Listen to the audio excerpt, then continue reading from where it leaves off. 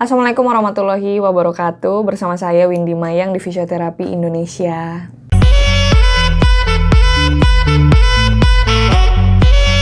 Ini adalah video pertama gue. Bikin konten YouTube ini gak semudah yang gue bayangin, gak semudah yang gue pikirin. Susah banget. Walaupun hanya nyerocos, gue lebih baik nanganin pasien, ngangkat-ngangkat pasien itu kayaknya lebih gampang daripada gue harus ngomong di kamera. Itu kayaknya susah banget. Tapi tujuan gue di sini adalah untuk mengedukasi masyarakat. Gue di sini untuk menemani masyarakat, untuk kalian-kalian cedera, gimana caranya jika harus ke medis tapi jauh dan kayaknya nggak bisa waktunya. Nah mungkin lu lihat YouTube gua, oh iya begini trik-triknya, tips-tipsnya, itu arahannya.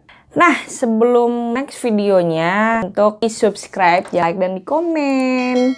Ya, masuk ke paradigma masyarakat. Itu memang dari tukang urut ke fisioterapi memang nggak semudah tukang urut. Kalau tukang urut kan tinggal call, "Mang, di mana Mang? Gue nih tadi habis cedera." Dia akan 2 jam aja udah langsung ada di rumah lo. Bener nggak? Beda hal dengan fisioterapi, harus appointment, lo harus ribet-ribetan lah, bener nggak sih? Cuman memang sekarang fisioterapi karena media itu banyak yang diminati, lebih ada kesabaran untuk menunggu. Satu hal, memang masyarakat sendiri pun masih banyak yang masih menggunakan pijat tradisional karena satu hal, efektif waktunya, bukan penyembuhannya, bener nggak? Nah, berbicara tentang fisioterapi. Fisioterapi itu ada di klinik, ada di rumah sakit. Gue mau ngomongin pandangan dan perbandingan tentang rumah sakit dan di klinik. Nanti lu tinggal pilih-pilih mau kemana sih. Nah, dari range harga, kita ngomongin range harga.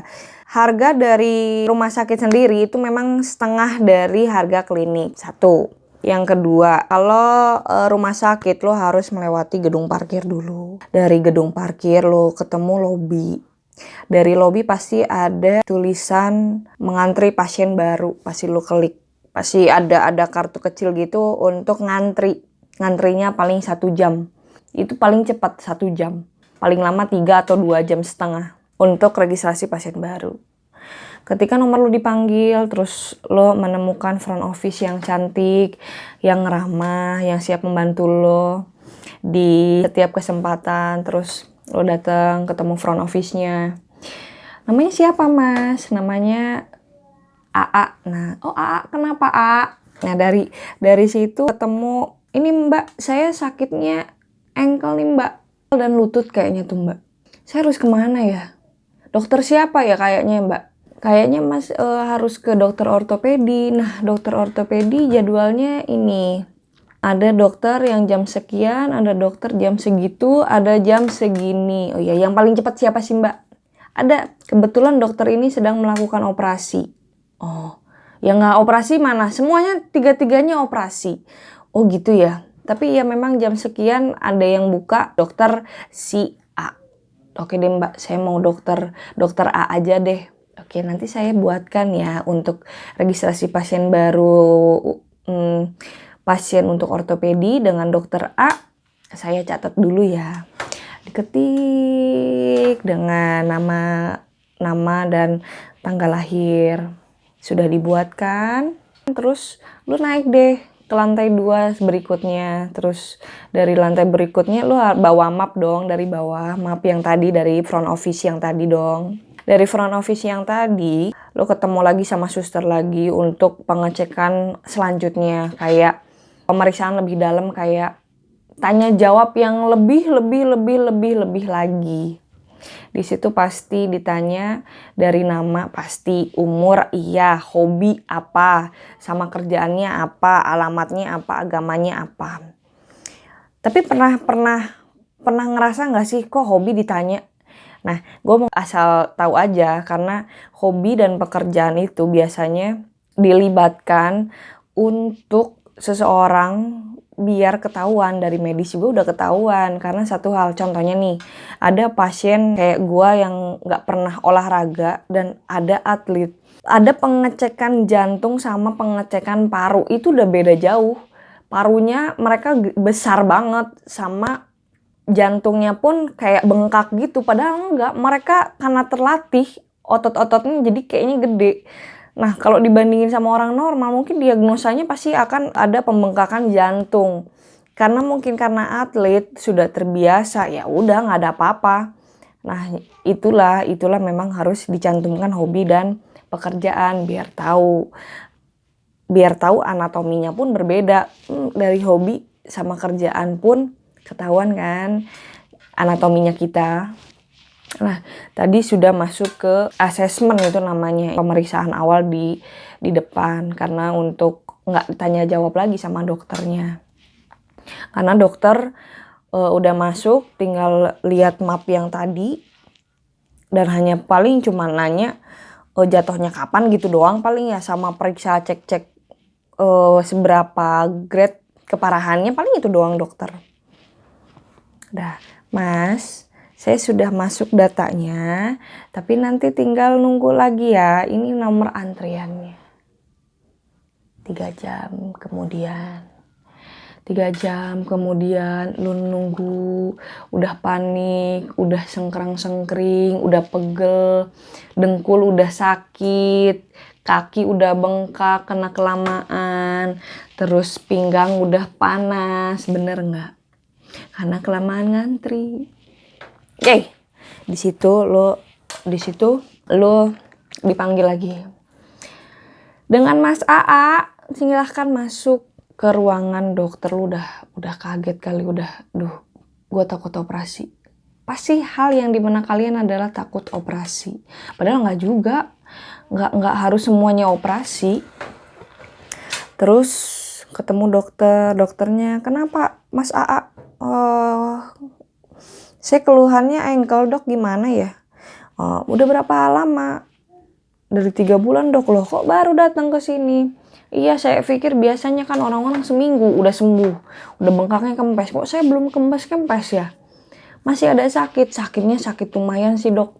Oke, mungkin ini harus di ronsen dulu karena memang kok 3 bulan, sebulan belum sembuh, kayaknya ada sesuatu kayaknya. Dokter udah nyaranin kayak gitu, nanti balik lagi ke saya ya. Gak bisa hari ini ditanganin dok. Oh mungkin nanti udah ronsen atau MRI baru datang lagi ke saya. Dari lo datang ke situ, besoknya lo ngantri MRI lagi sama atau enggak ronsen. Dari ronsen besoknya lagi lo izin lagi. Dari izin lagi ketemu dokter lagi. Oh nggak apa-apa mas, ini nggak ada retak kok. Ada sering banget tuh yang kayak gitu, yang curhat dong Win, pasti kayak gitu. Nggak ada apa-apa tapi kok sakit, bener nggak? Nah itu mungkin ada alasan-alasan orang-orang yang mungkin gue udah capek ngantri tapi tidak ada tindak lanjut. Gue sakit padahal medis tidak ada menemukan apa-apa. Emang disantet gitu ya, nggak mungkin lah. Udah kayak gitu, oke, karena nggak ada apa-apa mungkin saya akan rujuk ke fisioterapi ya. Ada tuh rujukan fisioterapi. Dari fisioterapi nanti 10 atau 8 kali nanti baru ke saya lagi. Lu kayaknya udah dari situ udah sekali fisioterapi, biasanya lu akan nyoba fisioterapi dulu. Terus masih kok belum ada enaknya ya. Udah hilang di situ. Bener nggak? Udah hilang, udah satu pertemuan doang ketemu, karena pasti harus balik lagi. Wah, gue harus buang-buang waktu lagi nih. Pasti gitu. Belum sembuh tapi lu udah ngekat duluan karena mungkin males. Kayak gitu semua. Hampir kayak gitu. Dan untuk pasien di klinik lo harus appointment dulu, ketemu terapisnya dulu sebelum seharinya. Oke lah. Karena kan memang biayanya sedikit, range harganya dari fisioterapi itu lebih 2 kali lipat dari harga klinik kan, bener kan? Dari situ lu ketemu fisioterapinya, tapi ada pertanyaan yang bilang kayak gini, Win di klinik lo ada dokternya nggak? Apa harus ada rujukan dari dokter? Apakah ada harus rujukan MRI dulu? Apa gue harus gimana? Lu cuman tinggal satu kok, bawa celana pendek doang kalau dengkul sama engkel. Gitu doang. Nggak ada rujukan-rujukan karena spesialnya fisioterapi. Kita memang dari awal bisa asesmen. Tapi kalau memang dibutuhkan untuk MRI, kita pun kalau selama 4 kali tindakan tidak menemukan respon kesembuhan, pasti gue akan menyarankan MRI dulu. Itu pasti. Tapi kalau misalkan sudah terbukti, oh ini ACL, titiknya ACL, atau misalkan oh ini PCL, udah, lu nggak usah capek-capek untuk MRI. Kemudian di situ lu ketemu sama terapisnya, langsung digarap di hari itu. Udah diperiksa, lu langsung digarap di situ. Itu bedanya klinik sama fisioterapi. Dari situ udah tahu kan perbandingan fisioterapi di klinik sama di rumah sakit. Klinik mungkin segini, lu datang sama langsung tindakan pemeriksaan pulang. Tapi kalau tadi ke rumah sakit, registrasi awal, registrasi pasien ke dokternya, terus dari registrasi pasien itu terus ketemu dokter, dari dokter MRI, dari MRI balik lagi harus fisioterapi. 5 langkah. Beda kan jauhnya kan. Cuman memang orang-orang klinik biasanya orang-orang yang sibuk banget. Kita ngomongin tadi habis dari rumah sakit dan klinik. Pertanyaannya, kasus fisioterapi itu apa aja sih, Win? Dari lu lahir sampai nenek-nenek, itu fisioterapi itu bisa. Berarti dari ibu hamil, habis melahirkan, terus ada nifas. Nifas pun fisioterapi yang ngurus. Terus anak prematur, ada anak normal, terus ada anak berkebutuhan khusus yang contohnya kayak autisme, ADHD, yang hiperaktif, itu harus dicek kalau ada sesuatu. Terus ya yang paling banyak cerebral palsy sama Down syndrome. Habis dari anak kita ngobrolin ke muskuloskeletal. Fisioterapi muskuloskeletal. Apa sih muskuloskeletal? Lebih terkenalnya mungkin gue bilangnya itu ke cedera lifestyle. Kayak satu, hak tinggi. Hak tinggi itu bisa kesemutan jari kaki. Bisa betisnya kenceng. Selain betisnya kenceng, bisa juga pinggangnya juga yang kena. Itu cuman gara-gara high heel bisa 4 kasus. Cuman karena satu suka hak tinggi. Yang kedua nih, laptop. Biasanya kalau orang yang cewek-cewek drakor atau main game, biasanya gini. Itu salah atau begini atau alah begitu. Itu akan sakit bahu, sakit lengan, itu sakit kepala. Nah, kebanyakan sakit kepala itu biasanya pakai obat warung. Itu pasti itu. Nggak mikir sakit kepala itu bisa fisioterapi, itu kayaknya jarang banget ada orang yang mikirnya ke situ, jarang banget. Biasanya langsung lu cari obat warung, padahal kelamaan di laptop begini itu bisa bikin namanya head tension.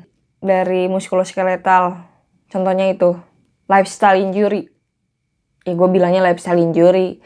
Terus dari muskuloskeletal masuk ke cedera olahraga, itu banyak banget. Satu lagi ada fisioterapi neurologi. Fisioterapi neurologi itu membahas tentang persarafan kayak stroke, Parkinson, itu fisioterapi. Dan yang orang nggak tahu, asma. Kita punya gangguan pernafasan, itu fisioterapi bisa. Namanya fisioterapi kardiovaskuler. Di situ kita akan mencek saturasi VO2 max kita, yang masuk udara masuk dalam hidung ke mulut, itu nanti lu ada pengukurannya. Selain itu masuk lagi ke lansia, ya sakit pinggang. Terus lansia itu biasanya pengapuran ya, atau enggak orang bilangnya rematik. Itu namanya osteoporosis atau osteoartritis, rheumatoid arthritis. Itu memang gangguan dari fungsi-fungsi karena ada penurunan. Biasanya kalau nenek-nenek atau kakek-kakek biasanya bungkuk. Gimana caranya nggak mau bungkuk, itu bisa fisioterapi. Begitu yang bed rest pun sama. Jadi enak banget kan fisioterapi itu kayak all in one gitu. Semua bisa masuk. Cuman kalau gua spesialisnya, dibilang spesialis sih enggak, gue bukan spesialis, gue masih belajar. Cuman untuk fisio anak, kasus anak, gue kurang paham sih, karena memang pada dasarnya ada ilmu khusus juga untuk menangani anak. Jadi ya harus belajar lagi, memang harus kayaknya memang ada something di dalam hati untuk bisa nyatu dengan anak. Kalau gue kayaknya nggak cocok deh mungkin kayak gitu ya. Jadi pertanyaan-pertanyaan yang bisa nggak kasus ini, bisa nggak kasus itu, nah di situ gue udah jawab kan. Di video pertama kali ini hanya sebagai perkenalan dan ngobrol-ngobrol sedikit tentang fisioterapi. Jadi next video berikutnya akan langsung dilanjut di tips-tips gimana cara menangani cedera kali ya. Sama bukan hanya cedera doang, tapi berkebutuhan ketika kita sakit pinggang, sakit semuanya kita bahas di situ. Oke, see you.